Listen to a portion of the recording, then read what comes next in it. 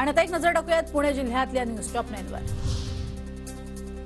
कार्यकाळ पूर्ण तरीही त्याच पोलीस ठाण्यात ठाण मांडून बसणाऱ्या पोलीस कर्मचाऱ्यांना पोलीस आयुक्तांचा दणका। पुणे पोलीस आयुक्तालयातील 700 ते 800 पोलीस कर्मचाऱ्यांच्या 15 फेब्रुवारीच्या आत बदल्या होणार।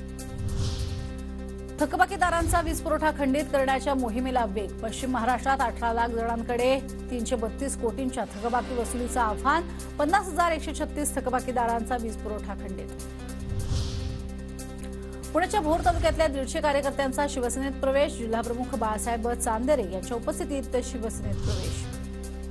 पुण्याच्या भोर तालुक्यातल्या गवडी गावच्या सरपंचांचा राजीनामा। ग्रामसेवक आणि पंचायत समिती अधिकाऱ्यांच्या कारभारातला वैतागून राजीनामा।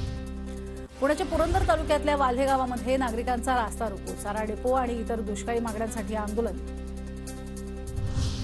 पुण्याच्या तीर्थक्षेत्र लेण्याद्रीमध्ये माघी गणेश जयंतीनिमित्त धार्मिक कार्यक्रम। 8 दिवस हरिपाठ कीर्तनाचं आयोजन।